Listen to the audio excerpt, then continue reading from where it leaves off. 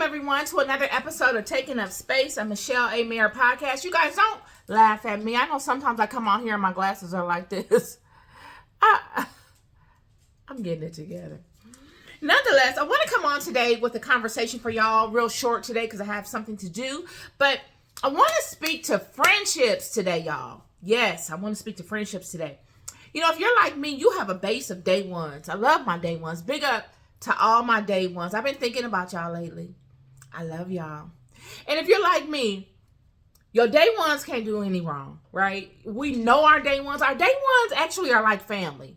You know, you love your family as they are, right? You're not trying to change them. You're not trying to make them fit into your own vision of what they should be. You accept them as they are. And you go and you kick it with them as they are. You don't have to put on no airs. You don't have to dress up. You don't have to do anything but just be yourself.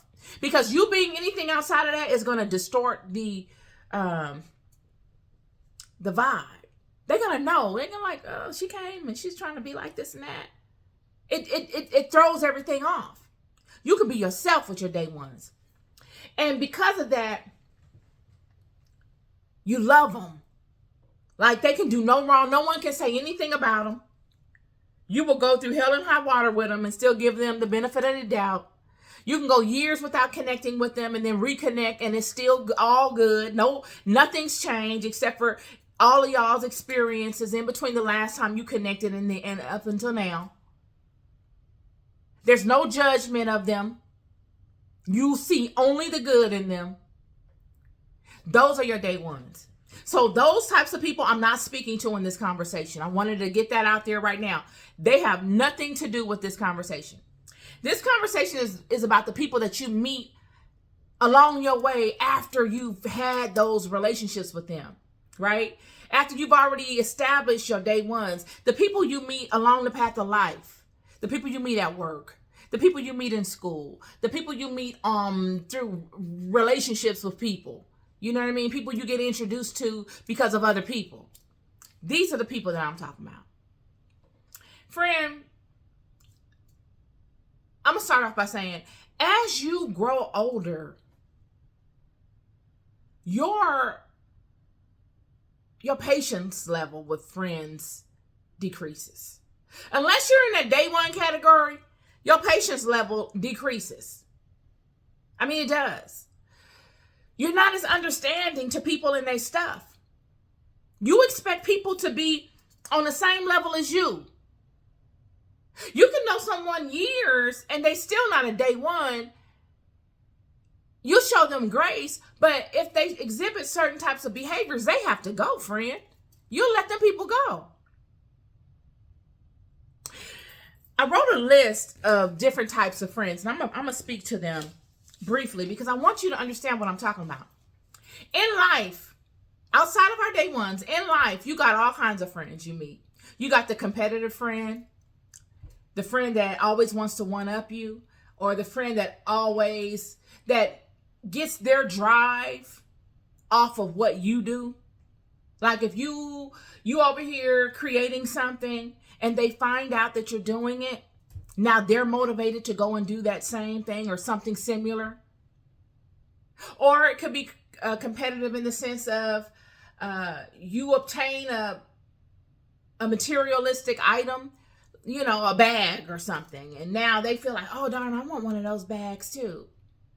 Or you get a car and now they want to get that type of car. You know, that type of friend. It's always a competitive thing. And in some instances, that's okay because there are some women out there that navigate, and men that navigate to people because of that.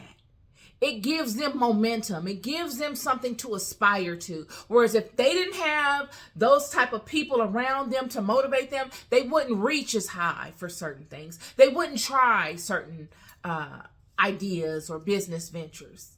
So that's cool. But the thing with the competitive friend is this, friend, sometimes your competitive friend can take it too far.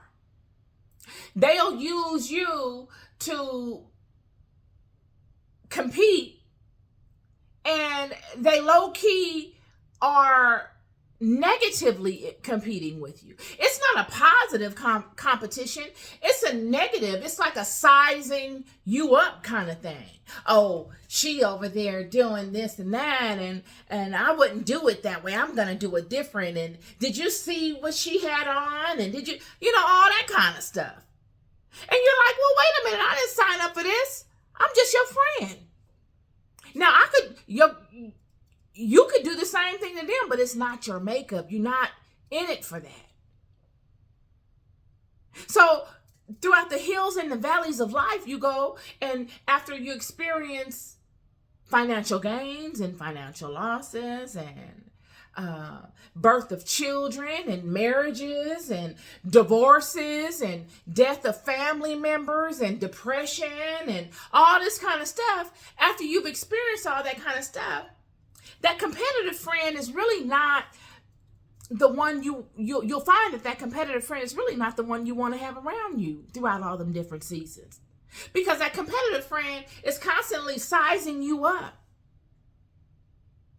Always looking for a way to one-up you or to let you know that they've one-upped you. So you get to a point in your life where you're like, you know what, I'm going to leave this friend alone. I don't need him. I don't need her. I'm just going to leave them alone. And I'm just going to keep moving on. And if I acquire new friends along the way, that's cool. If not, that's fine too. Then you have your party friend. You got the friend that, always knows the hot spots, always knows the good look places to go to, knows somebody in there that can get you in, that kind of stuff. And for me, that friend was good when I was in my 20s and 30s. That was the good friend because I was always on the scene. But as you grow in age, I've grown in age. I've been blessed to have experience in life. I don't always want to be on the scene no more. I'm not enthralled by going to all the parties that all the popular people go to. I don't care about that. I've been there and done that. I don't want to stand in line. I don't want to be standing up. I want to get a seat if I go. I want to have some food. I don't want to constantly having to be saying, excuse me, excuse me, excuse me, excuse me, excuse me, excuse me. I don't want to be doing all that. I don't want it to be hot. It's a lot of things that are particular about me at this stage of my life that I'm just not going to negotiate on. So it limits the places that I go to. Yet that party friend, if you're not able to go out and party with her every time she wants to go party, no matter how old y'all get, she wants to make you feel as if you're inadequate in some way. When in reality, she should have outgrown this by now. Y'all both basically the same age. She should be on some other expedition, exploit, channel.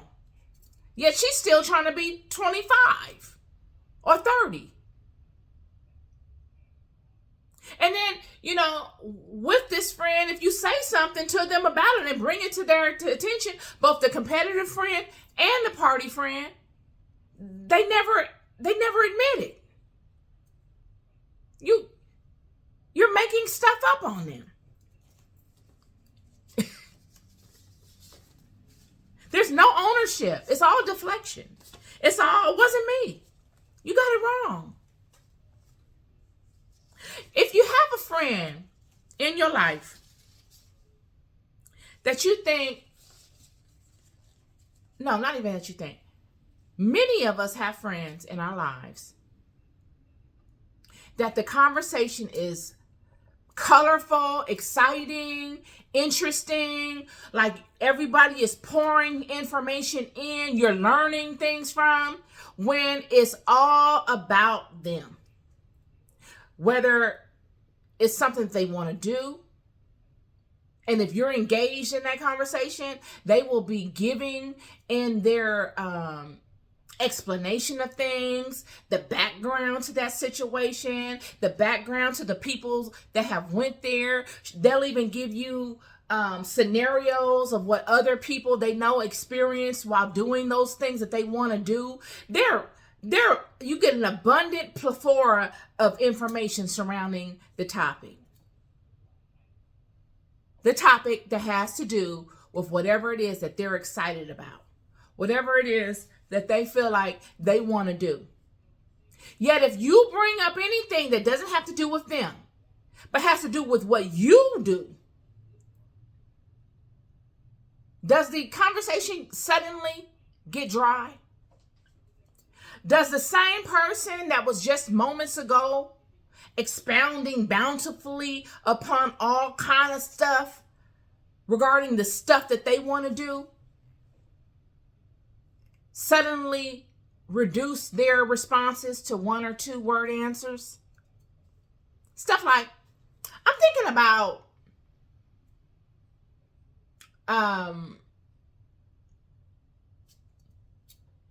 launching my skincare line on this website. Now we've gone from just a high energy conversation 1 minute ago to me making, or you making that type of response and them saying something like, try it.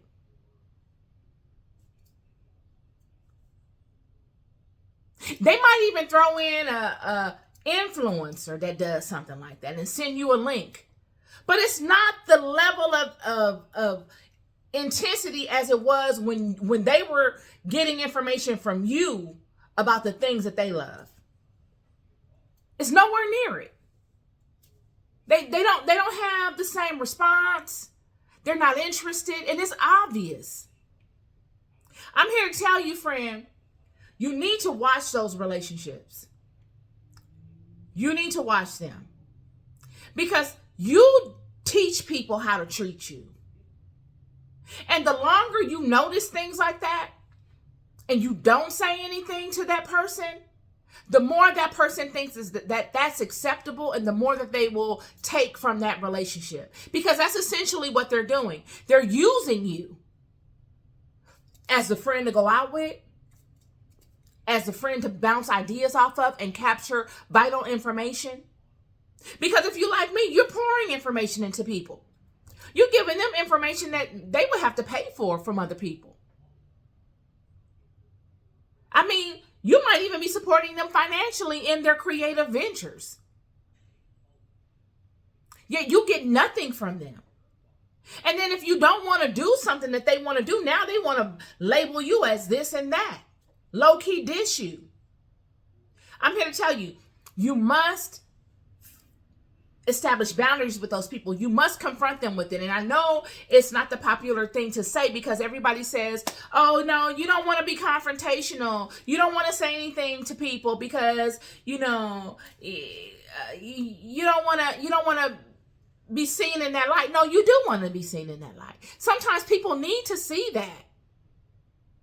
Because how else will you change the situation? You must hold people accountable to how they treat you.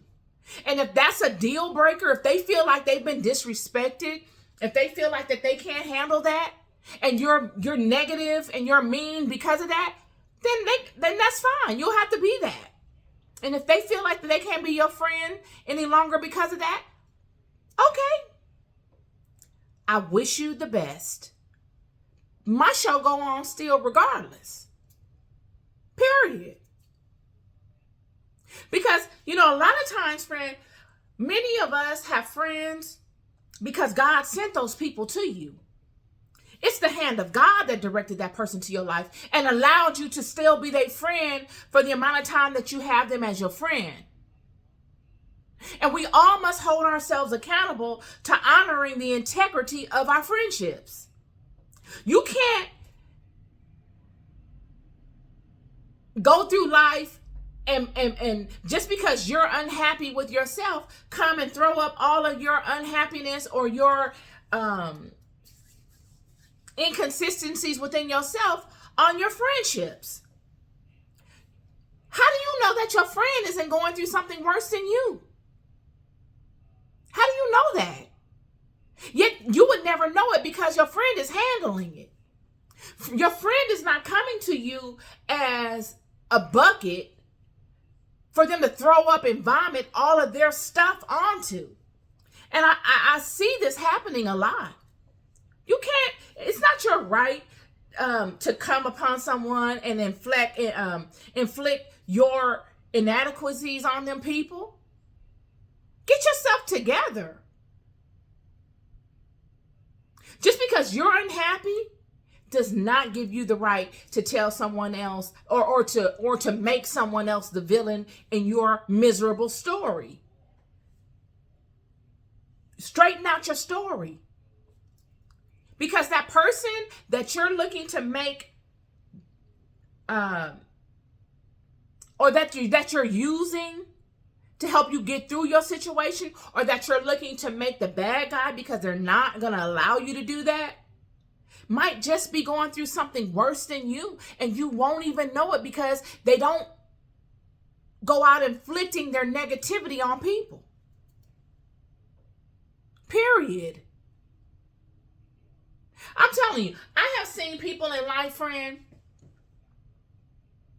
be the main ones talking about don't inflict your negativity on people, yet they go through something and they're the first ones to do it. Everybody must hold themselves accountable. Everyone. And you got to hold your friends accountable. The older you get, the less tolerant you are of the BS. I'm here to tell you, take it from me.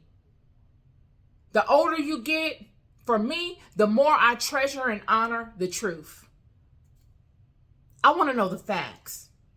Whether they're going to hurt my feelings or not, I need to know the facts. Because without the facts, how else am I going to fire off on all cylinders? And everybody around me got to be able to handle the facts. I'm not talking about the facts in a hurtful way that makes you feel defeated, but the facts in a way that make you feel empowered. You ever spoke life to someone and it was embedded in truth, but it made them feel empowered? Like, friend, you're not happy. And you can't go around expecting other people to adjust to your misery. You got to start loving yourself more. Accept yourself for who you are. Respect your age that you are at right now. Stand in that.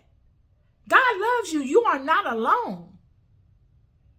You should be thankful that you made it to this space that you're in now and stand in the truth of that.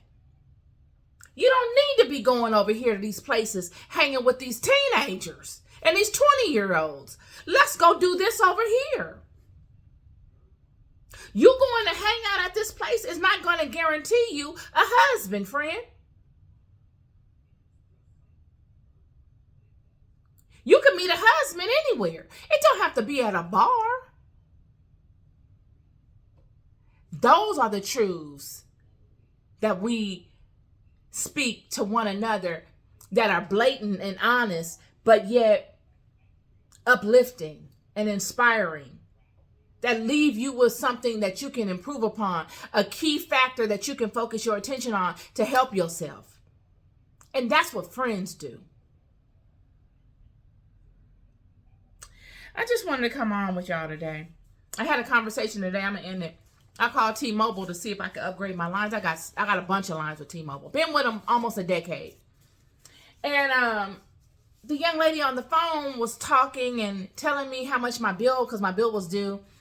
And she was telling me how much the bill was and this and that. And I was like, okay, yeah, that's fine. I'll take care of the bill after this. But tell me what my options are in regarding to upgrading my account. And then she was just like lazily going through it. Like, she really wasn't inspired, because I guess she felt like it wasn't going to result in a sale. Like, okay, she's making me go through all this stuff. She ain't going to pay her bill. She want to know about an upgrade. So she was going through it. And then she brought up the fact that I needed to pay my bill again. So I was like, okay, look, I'll make my payment. How do I make the payment? And then she defaults back to, your bill is due. I said, how do I make the payment? And the only reason I did that was because she had just kept talking while I was trying to just tell her, let's solve the problem. But she kept talking because she had made up in her mind, it seemed as though she made up in her mind that I wasn't going to pay it. This is the thing. Now, had I not done that and allowed her to sit up and waste my time, she wouldn't have had a problem with it. But because I put a stop to it by raising my voice to get her attention because she was over talking me or wasn't allowing me to get to the point, her feelings were hurt. And I'm the bad guy. This is the stuff that I'm talking about. We all have to get to a place, y'all, where we own our stuff. We got to. You can't always blame other people. What part did you play in that? As a friend or as anything? What part are you playing in this? If you don't like the response you get from people, what part are you playing in that response? How did it get to you not liking their response? What steps led to that? Did they have to do with you? Because I'm willing to bet 9 times out of 10 it did. Yet we'll rest in the fact that the response was what the response was without for a second taking ownership to our role in the response. Own your friendships. Create boundaries with people. Let people know you love yourself. How do you let people know you love yourself? By creating boundaries with them. By owning your stuff. By calling your friend and saying, friend, I shouldn't have did that. I admire, I like you, I love you because of such and such and such. And that's what I love about our friendship. That right there creates loyalty in people. It shows people that they can trust you. Because a lot of times people don't deal with people because they don't feel like they can trust them.